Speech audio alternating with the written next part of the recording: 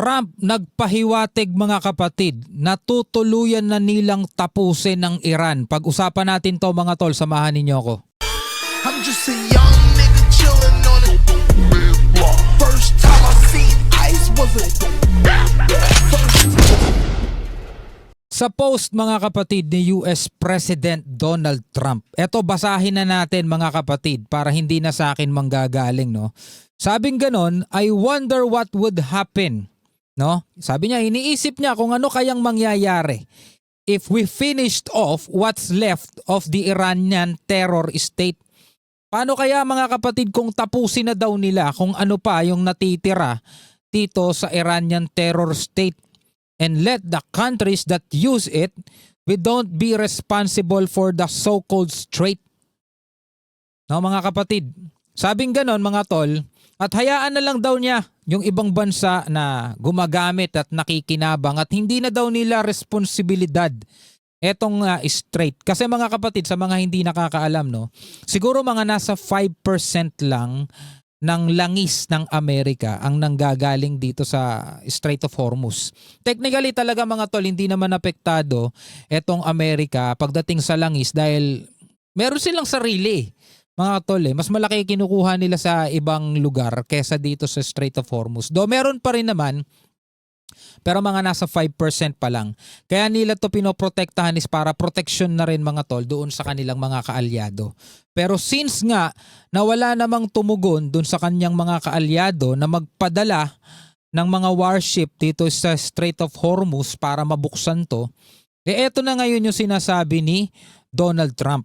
Sabi niya gano'n, that would get some of our non-responsive allies in gear and fast. Para daw mapilitan na, no, yung kanilang mga hindi naman tumutugon mga kapatid na kanyang mga kaalyado. Sabing ganon mga tol. So ano ang next? Ano kaya ang ibig sabihin dito ni Donald Trump? Ito ba'y pagdedeklara ng mas matinding gagawing aksyon ng Amerika dito sa Iran, mga tol? Kumbaga hindi na sila hindi na sila maghihigpit pa o maghahawak pa kasi parang ganun eh. Nagpipigil, yun yung tamang term, nagpipigil. Parang nagpipigil pa sila kasi iniingatan nila na mapinsala mga kapatid yung mga hindi naman dapat mapinsala. Marami nga kumakalat sa Facebook di ba? Importante kay Donald Trump itong langis, ganyan. Gusto niya makuha itong langis kaya ganyan ang ginagawa niya, inaatake niya yung mga bansang mayayaman sa langis. Pero sabing ganon ni Trump, eto mismo sa post niya, I wonder what would happen, no, if we finished off what's left of the Iranian terror state and let the countries that use it, we don't be responsible for the so-called strait. So hindi na niya ngayon poprotektahan itong Strait of Hormuz. Wala na siyang pakialam doon, parang ganon, no? Pero mga kapatid, ayon kay Araghchi, no, kay Araghchi ito yung foreign minister ng Iran. Sabi niyang ganon mga kapatid, eto babasahin natin. Sabing ganon ni Foreign Minister Araghchi, if we say we don't want a ceasefire, it isn't because we seek war. Kasi mga kapatid, ang Iran nagsasabi silang hindi kami nakikiusap ng ceasefire. Hindi kami nakikiusap ng tigil putukan. At pag sinabi naming hindi kami humihiling ng tigil putukan o ceasefire, hindi naman nangangahulugan na gusto namin ng gera. Sabi niyang ganon, the war must end in a way that ensures our enemy never thinks of repeating these attacks. Sabing ganon, gusto daw nila na matapos itong digmaan na to na maipakita mga kapatid to ensure na yung mga kalaban nila ay hindi na uulit. Ibig sabihin mga kapatid, sige, bombahin nyo kami, durugin nyo kami, pero hindi kami hihingi ng tulong o hindi kami hihingi ng tigil putukan kasi gusto namin matiyak, no? Gusto namin matiyak na kailangan matapos tong digmaan na to na maiisip ninyo na mali ang ginawa ninyo at hindi na kayo uulit. So ano nga ba 'yon mga kapatid? Katulad na lamang ng nangyayari ngayon. Biruin mo magkano na presyo ng gasolina, magkano na presyo ng krudo. Hindi lang kasi ito Iran, Amerika, Israel mga kapatid. Damay ang buong mundo. Kasi hawak nila itong Strait of Hormuz at medyo nahihirapan nahihirapan yata si Donald Trump na mabuksan to mga tol kasi kinailangan niya pang humingi ng tulong sa ibang mga kaalyado para magpadala ng warships. Pero since nga na walang tumugon, sabing gano'n ni Trump, balikan natin yung sinabi niya mga kapatid, what if? No? I wonder what would happen if we finish off what's left of the Iranian terror state and let the countries that use it, we don't be responsible for the so-called strait. Ngayon mga kapatid, ano ang masasabi ninyo rito? Comment kayo sa ibaba.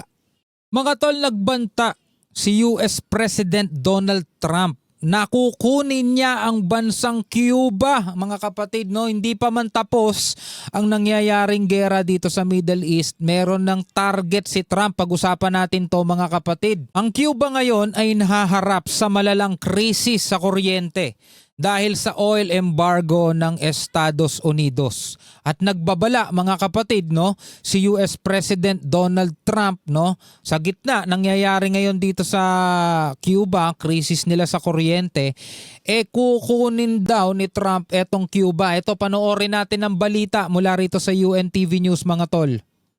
Sa gitna ng lumalalang krisis sa Cuba, direktang inihayag ni US President Donald Trump ang kanyang posisyon laban sa bansa. I do believe I'll be having the honor of taking Cuba. Taking Cuba mga tol, balak ni Trump kunin ng Cuba. That'd be good. That's a big honor. Ayon sa ulat, nakaranas ng malawakang blackout ang Cuba matapos mag-collapse ang national power grid ng bansa na pinalala ng kakulangan sa langis dahil sa embargo ng US. Dahil dito, umaabot na sa ilang oras hanggang halos isang araw ang mga brownout sa iba't ibang bahagi ng bansa na nagdudulot ng pagkaantala sa serbisyong medikal, transportasyon at ekonomiya. Diba? Apektado mga tol.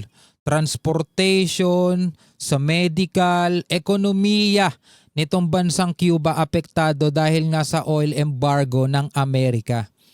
At sa gitna niyan mga tol na natatamong krisis ngayon dito sa Cuba, eto nagbigay ng pahayag si Trump, balak niyang kunin. Gusto niyang kunin mga tol etong Cuba. Hindi lamang enerhiya ang apektado sa Cuba, kundi pati ang turismo at pagpasok ng mga supply dahil sa kakulangan ng panggatong. Malamang, apektado talaga turismo. Sinong pupuntang turista kung pagdating nila dyan mga tol walang kuryente?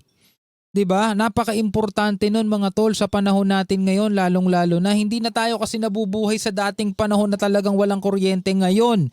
Kasama na yan mga tol sa buhay natin at napakahirap niyan para sa bansang Cuba. Talagang apektado sila. Sa kanyang pahayag, inilarawan ni Trump ang Cuba bilang isang mahinang bansa na maaaring pakialaman ng Estados Unidos. Taking Cuba. I mean, whether I free it, take it, I think I could do anything I want with it. You want to know the truth? They're a very weakened nation right now. Kay Trump na mismo galing yun. Samantala, lumalala rin ang galit ng mga mamamayan sa Cuba dahil sa tuloy-tuloy na kakulangan sa kuryente, pagkain at iba pang pangunahing pangangailangan.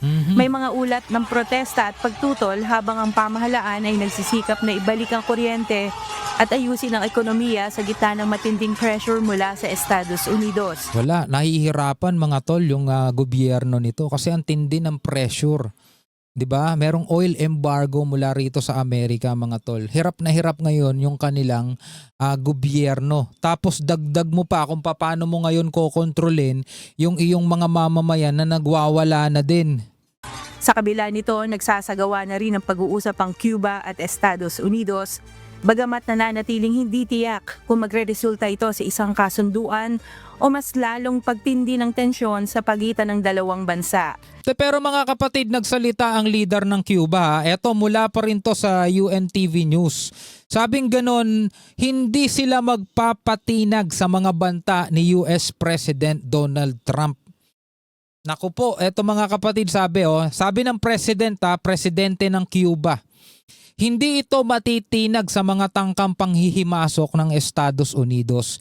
Ito ay kasunod mga kapatid no sa banta nga ni Donald Trump, ni US President Trump na kukunin ng Cuba no in the middle no sa gitna mga kapatid ng nangyayaring krisis ngayon dito sa ekonomiya. Bunsod nga ng oil embargo mga kapatid o kakulangan sa supply ng enerhiya dito sa bansang to. Panoorin natin. Sa gitna ng tumitinding pressure mula sa Washington, iginiit ng Pangulo ng Cuba na si Miguel Diaz-Canel na handa ang kanilang bansa na lumaban sa anumang pananakop. Naku, eto pa. Lalaban sila sa anumang pananakop mga tol.